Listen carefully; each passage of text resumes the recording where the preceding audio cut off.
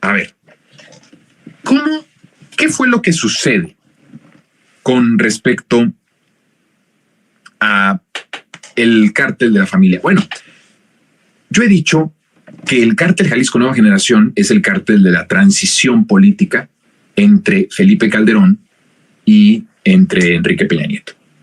Ya lo he explicado muchísimo. Si usted quiere enterarse de esa historia, vea por favor mis monólogos, porque el repetirlo haría que nos perdamos en lo medular del monólogo de hoy. Entonces, el cártel de la familia michoacana tenía un objetivo político muy importante. Ya hablaríamos de esto en otro monólogo, pero no me quiero centrar tanto en eso. Lo que sí quiero decir es que quien tenía contacto directo, porque mientras Calderón en su gobierno estaba mediáticamente diciendo y enviando ejército para capturar a los líderes de los caballeros templarios de la familia michoacana en el estado natal del genocida de Calderón, en ese mismo momento que mediáticamente estaba diciendo eso, y en efecto llegaron muchos militares en ese momento, pero en el momento en el que él estaba diciendo en la televisión que iban a ir por los líderes de la familia michoacana, y acuérdense ustedes del michoacanazo y todo lo que se deriva de allí, su hermana Cocó Calderón tenía pláticas y contacto directo tenía como un teléfono directo con la tuta y con los líderes criminales de la familia michoacana. O sea, Calderón estaba mandando al ejército y su hermana hablaba todas las noches con los líderes criminales de allá, de Michoacán. ¿Cómo es eso? Que nos expliquen esto. La hermana de Calderón abiertamente tenía nexos, y todavía hasta hace unos años tiene nexos con el crimen organizado y con los cárteles de la droga. Teniendo base, por supuesto, la base en Michoacán. Le pedía favores, Cocó le pedía favores para él y para su hermano. Hubieron reuniones, comunicación directa. Este cártel de la droga responde a los calderonistas. Por eso les digo, es el cáncer más grande del país, ¿eh? Es la enfermedad más grave del país. Los calderonistas, los Calderón, son la peste asesina más terrible que le ha pasado al país. No hay dato en el país de algo como lo que hizo Calderón y su familia con respecto al país, el daño que les hizo. No hay referentes, ni siquiera con Carlos Salinas de Gortari. Ya yo he dicho, en Carlos Salinas de Gortari hubo muchas cosas terribles, muchas cosas verdaderamente monstruosas, pero que Calderón verdaderamente que las superó por completo, en lo económico, en lo social y en la parte de el crimen organizado y de la inseguridad y del infierno que desató. No hay comparación. Entonces, estos de la familia michoacana, por cierto, uno de esos integrantes que estaba aquí en la Ciudad de México, porque lo detienen aquí en la Ciudad de México a uno de los del cártel de la familia, lo detienen acá. Lo detienen aquí en nuestra ciudad, en la ciudad, porque estaba haciendo ya de las suyas aquí en la Ciudad de México, ¿no? Recuerden que la Ciudad de México siempre ha sido muy apetecible para el crimen organizado, y de hecho, pues con Mancera entran varias células del crimen organizado, abiertamente operan varias células del crimen organizado. Al que detienen de la familia michoacana, lo detienen aquí en la Ciudad de México. Y qué casualidad que vemos las escenas, que son escenas que no por otra cosa, o sea, hay que decirlo, no podemos decir otra cosa de lo que sucedió. La verdad es que no podríamos diluir. En verdad es que lo que sucedió en este enfrentamiento son escenas terribles. No podemos decir o menospreciar o diluir la información. No es nuestro trabajo, somos periodistas, estamos haciendo periodismo distinto, periodismo libre. No podemos decir, no, lo que sucedió allí es un show. No, no es un show. Es algo terrible lo que sucedió. Pero aquí estamos dando el contexto y estamos creando y proponiendo ciertas hipótesis que al grado del paso del tiempo, o en la medida que avance el tiempo, puedo ir confirmando cómo las hipótesis que he planteado a ustedes desde hace ya varios meses atrás vienen resultando cada vez más creíbles. Y ahí está la familia michoacana en este enfrentamiento en Tecaztitlán, en el Estado de México, con fuertes imágenes, evidentemente. Pero ¿no creen ustedes, mucha casualidad, que cuando se les está dando golpes a todos los cárteles de la droga, no a uno en específico, ni a uno siendo más que a otro acosado, no, a todos en general, en las últimas 2 semanas, venga justamente la familia michoacana, que es un cártel creado políticamente para servir a intereses de los calderonistas, y que fueron utilizados, y que había una convivencia abierta por parte, en este caso, de la hermana de Felipe, para operar y para beneficios y para favores que se les pedía. ¿Y ustedes creen que Calderón no sabía? Pues es tanto decir, no sabía de García Luna, no sabía de Cocoa, pues ¿en dónde estaba? Bueno, algunos dicen que estaba todo el tiempo, pues, alcoholizado. Pero eso no justifica que él era parte de ese negocio. Por eso digo, lo del cártel Jalisco Nueva Generación, pues es una estrategia justamente de utilizar políticamente, económicamente a los cárteles de la droga en beneficio personal.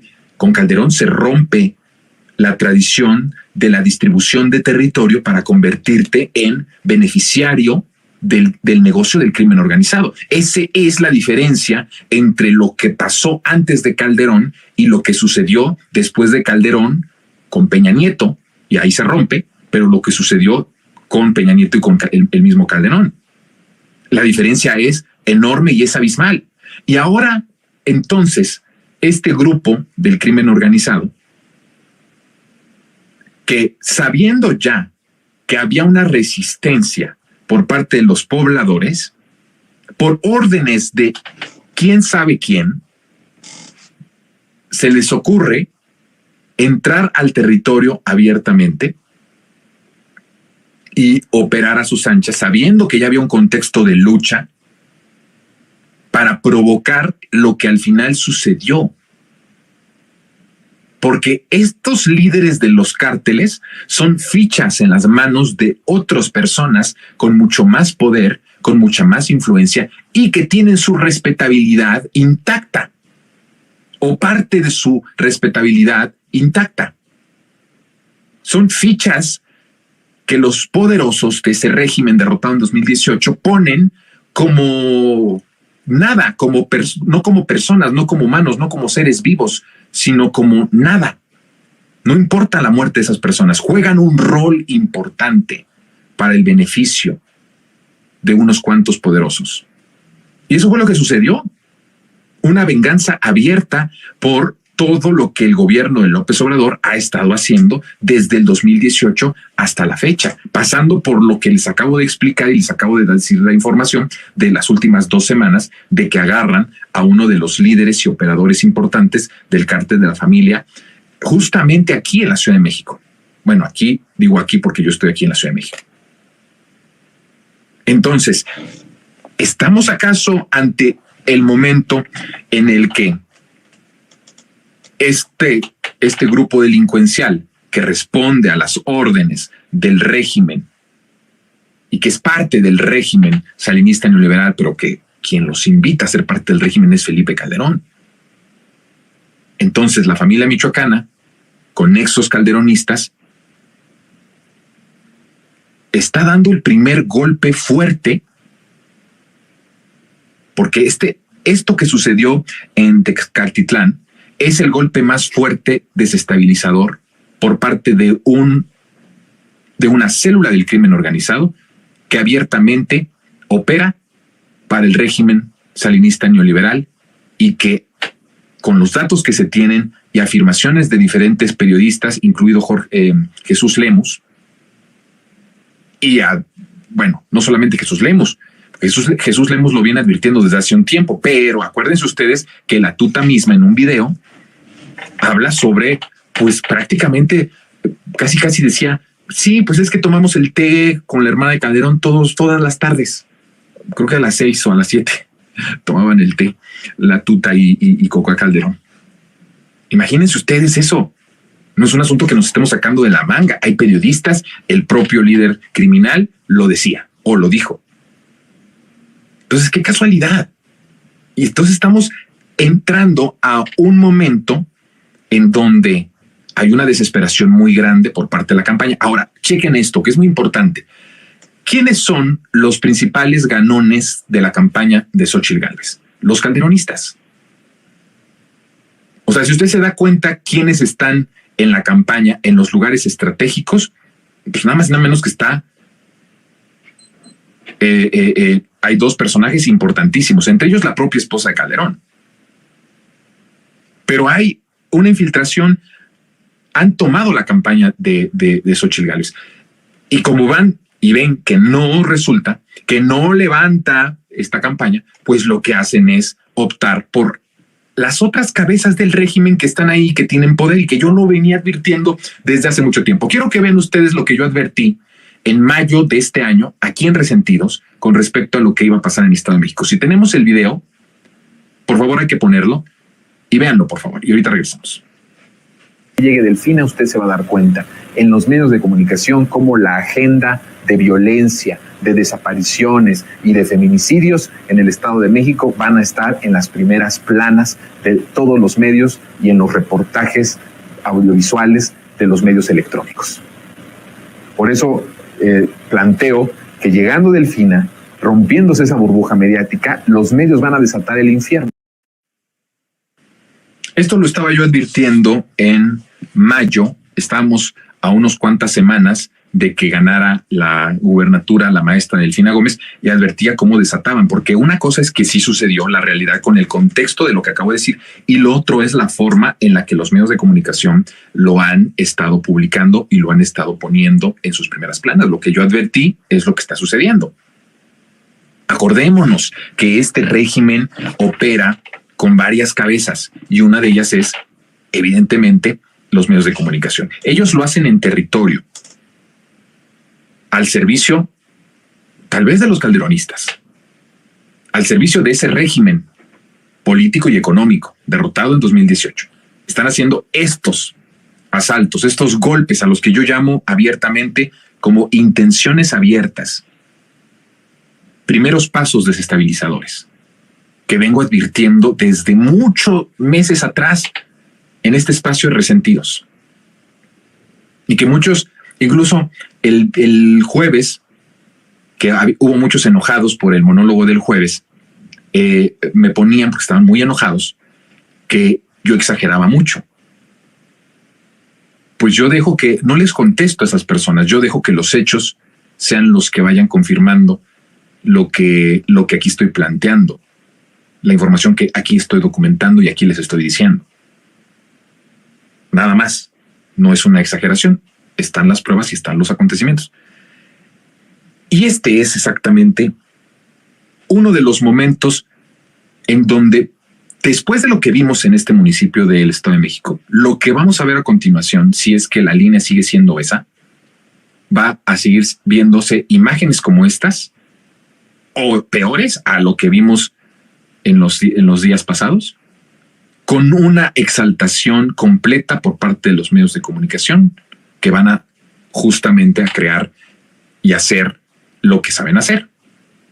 Dimensionar y sobredimensionar estos acontecimientos, darles un eco nacional, y con esto ellos van a poder justamente hacer el golpismo. En tierra está el crimen organizado, que yo estoy seguro que está reaccionando y está siguiendo un plan de ese régimen político derrotado en 2018, específicamente de los calderonistas.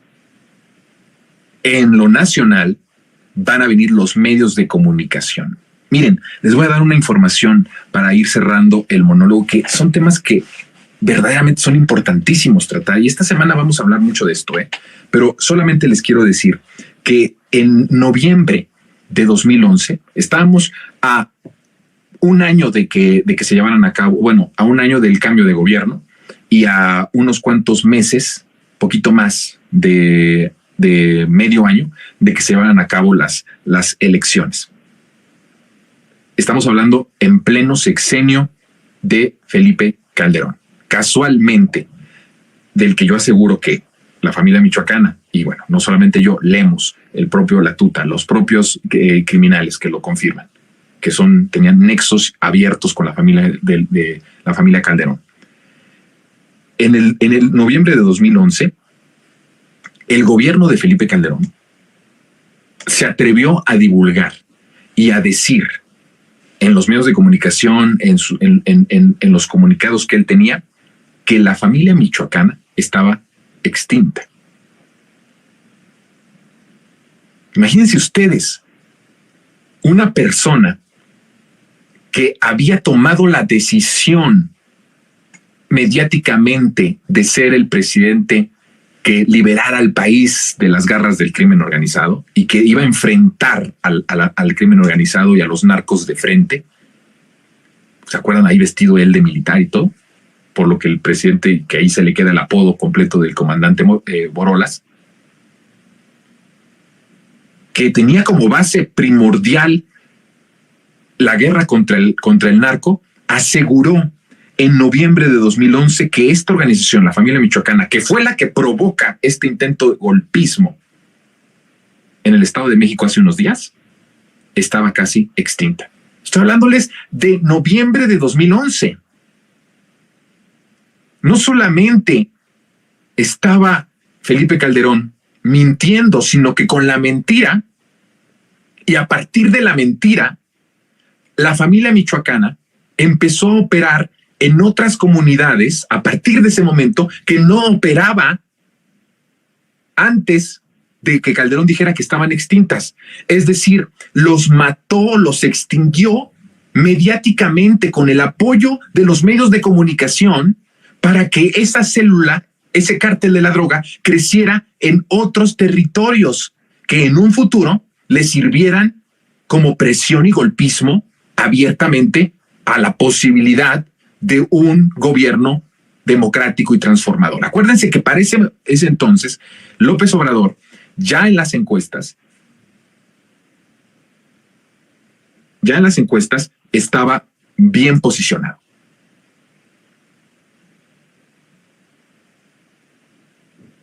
Había una cierta competencia y seguía siendo una figura importante, aunque estaba, por supuesto, Peña Nieto más arriba, pero era un competidor importante. Entonces, ¿qué es lo que hace Felipe Calderón? Pues prácticamente los extingue mediáticamente, y mientras los extinguía mediáticamente, estos de este cártel de la familia empezaron a operar en otros estados en donde no operaban. Casualmente, en otro de los lugares en donde tenían mucha fuerza, que era también Jalisco, toda esta zona de la zona de la frontera entre Jalisco y Michoacán, y de toda esta zona, tenían ellos y habían dicho que cuando se fortalece justamente esta parte del Jalisco Nueva Generación, los expulsa y entonces empiezan a buscar otras zonas. Todo estratégico. Empezaron a buscar otras zonas de dominancia, el cártel de la familia michoacana. Pero esto no se habla en los medios de comunicación. ¿Por qué Felipe Calderón extinguió mediáticamente a la familia Michoacán a partir del a finales de 2011? ¿Y cómo se entiende que extinto creciera de 2011 hasta la fecha en lugares en donde no operaba en los años anteriores? ¿Cómo lo explicamos? ¿Cómo lo podemos entender todo esto? Pues lo estamos entendiendo ahora. Lo que hemos venido advirtiendo en este espacio desde hace bastantes semanas. Yo les decía, todavía no están indecisos entre si la manera del golpismo va a ser a partir de la violencia. Todavía no están decididos. Había de repente cosas más mediáticas que reales. Esto es muy real. Lo de los Oxxos es totalmente mediático. Es levantar la imagen y pasarla y repetirla una y mil veces. Pero lo que vimos en este municipio del Estado de México no es para nada una cuestión mediática.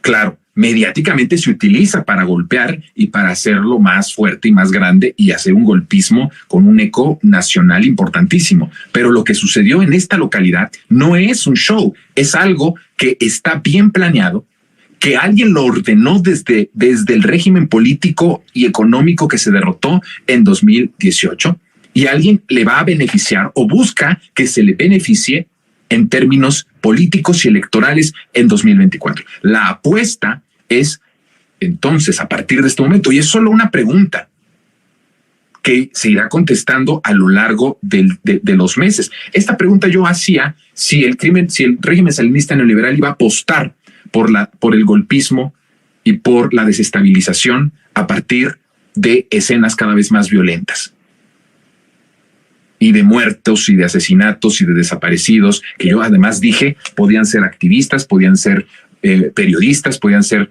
personas incluso mediáticamente muy importantes, y que a partir de ese momento venga toda la parte del golpismo nacional. Bueno, la respuesta a esa pregunta parcialmente me la dan con esos acontecimientos que sucedieron en el Estado de México,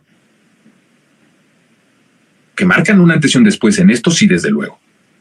Parece que se encaminan a querer desestabilizar al país por medio de este tipo de acontecimientos que ya dejan de ser solo mediáticos para las primeras planas o para la repetición de las imágenes. ¿Se ha dado usted cuenta de esto? Son imágenes que duran 4 segundos y usted las ve en Televisa, en Milenio TV, y se repiten, ¿no? Lo de los carros ahí incendiados y los Oxxos incendiados son 5 segundos de grabación, y esas 5 segundos se repiten durante casi 10, 15 minutos en todos los espacios noticiosos. Esto